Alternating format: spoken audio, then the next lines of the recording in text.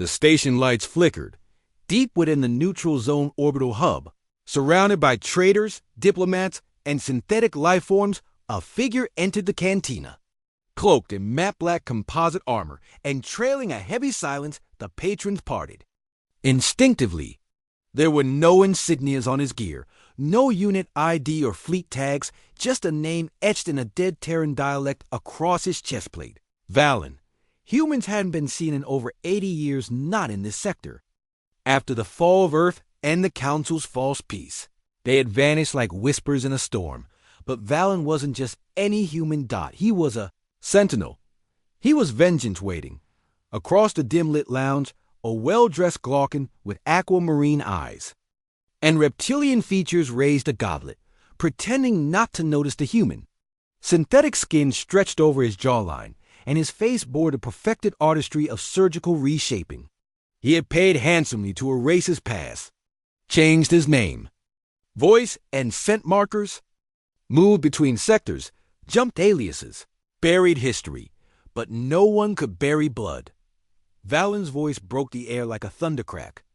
You think a new face hides you? I'd know the scent of your blood even after a century. Silence. The cantina. Froze. The Glaucon's goblet trembled slightly as he set it down. I don't know who you think I am. Terran, the alien replied coldly. But you're mistaken. Valen took 3 slow steps forward, his magnetic boots thudding against the alloy floor. Jericho of House Dren, council assassin. You burned Nova Kira. Killed my brother while he slept. Poisoned 3 colonies. Under peace banners. I buried your trail from Arcturus to the black zones of Delta Prime. The Glaucon's pupils narrowed. Valen's helmet disengaged with a hiss, revealing a weathered human face, aged by war and loss. His eyes were steel gray. And endless, I remember your stench the night you left our children screaming in vacuum. Jericho stood. He didn't plead. He didn't explain. He laughed. You humans were always dramatic. I was following orders. Just like you are now, Valen nodded. I was following orders once. Until I realized peace is a lie when the guilty live to toast it. He reached into his coat and dropped the dataship onto the Glaucon's table. It activated midair, projecting holograms images of bodies twisted in agony. Colonies turned to ash, names, dates, records long deleted but recovered.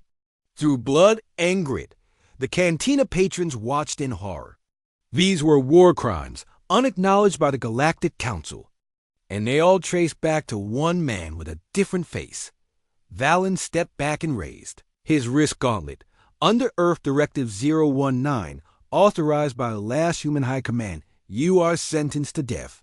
Jericho lunged faster than any civilian had seen an alien move, but not faster than Valen.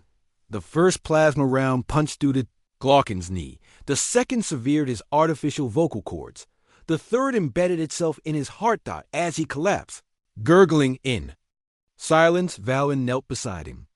You should have died on Kyra. Now you'll die forgotten. Outside, Valen walked into the vacuum-lit promenade. His ship waited the Obsidian Will, a human stealth cruiser rebuilt from the ruins of the Martian resistance. A small girl, eyes glowing blue as cyber augments, approached him. Was that Justice? Valen didn't answer at first. Then he said quietly, no, that was memory. He turned to the stars, to the empty path ahead. His mission wasn't over. There were still names on the list. Still blood to scent, still ghosts to silence.